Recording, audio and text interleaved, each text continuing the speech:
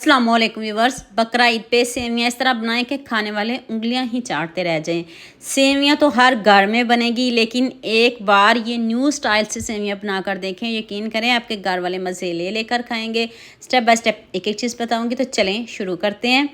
ये मैंने एक प्लेट सेवियाँ ली हैं, ये रोस्टेड सेवियाँ हैं। इसको मैंने हाथ से छोटा छोटा कर लिया है, ना मैंने इसमें घी डाला है, कुछ भी नहीं। इसमें ऑलरेडी पहले हल्का सा घी होता है, इसमें घी डालने की बिल्कुल भी आपको ज़रूरत नहीं है।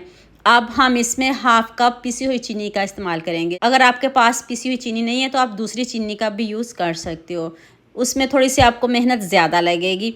तो अब हम इसमें हाफ कप दूध शामिल करेंगे। दूध बहुत ज़्यादा नहीं शामिल करेंगे, ठंडा ले लें, गरम ले लें, जौन सा मर्ज़ी। देखें आपके सामने बहुत कम दूध हमने इसमें शामिल किया, ताकि जो चीनी है ना वो अच्छे से मिक्स हो जाए, और जब हम सेवइयों को सेट करें तो ये बहुत अच्छे से सेट भी हो जाएंगी। अब इसको ज़्यादा पकाने की ज़रूरत नहीं है, इतना नहीं पकाइएगा और कलर चेंज नहीं करिएगा। देख लें इसका कलर, इसकी लुक। अब इसको प्लेट में निकाल लेते हैं। बहुत अच्छे से ये रोस्ट हो चुकी हैं। उसी कढ़ाई में मैंने आधा लीटर दूध लिया है। जिस पैन में आप सेवियां बना रहे हो, इसमें थोड़ी बहुत सेवियां हैं, बहुत कम होंगी, तो उसी पैन में ही आपने दूध शामिल करना है। अब आपने हाफ कप इसमें मिल्क पाउडर ऐड करना है, साथ में चीनी डाल दीजिएगा। ये 2 पैकेट बिस्किट के हैं, इनको मैं पीस लूँगी। ये चॉकलेट फ्लेवर में है, आपके पास जो भी घर में पड़े हों आप ले सकते हो। मीठे लीजिएगा। जब दूध पकना शुरू हो जाए तब मैंने इधर थोड़ा सा पानी लिया, उसमें मैंने 2 चम्मच कस्टर्ड पाउडर के ऐड किए हैं। 2 ही करिएगा क्योंकि अब हमने इसको गाढ़ा बनाना है। 2 चम्मच कस्टर्ड पाउडर, आधा किलो दूध, चीनी भी साथ में शामिल कर दें, मिल्क पाउडर भी शामिल कर दें। अब आपने इसको पकाना है, इतने अच्छे से पकाना है जब तक बबल्स आना शुरू ना हो जाए, फिर समझिएगा आपका कस्टर्ड डन हो गया। अभी हम इसमें खूब सारे बादाम डालेंगे। तो यहाँ मैं आपको याद दिला दूँ, अगर आपको मेरी रेसिपीज़ पसंद आ रही है तो जल्दी से मेरे फेसबुक पेज को भी फॉलो कर लो, और साथ में मुझे यूट्यूब पे सब्सक्राइब कर दो। ये एक तरफ से प्यार होता है, मोहब्बत होती है, खुशी होती है कि आपको मेरी रेसिपीज़ पसंद आ रही हैं। अब खूब सारे बादाम डाल लें, जो भी घर में ड्राई फ्रूट पड़ा हो आप डाल सकते हो, कोई इशू नहीं। जो जो आपको पसंद हो आप डाल सकते हो। तो लीजिए जी, मज़ेदार सा कस्टर्ड तैयार है।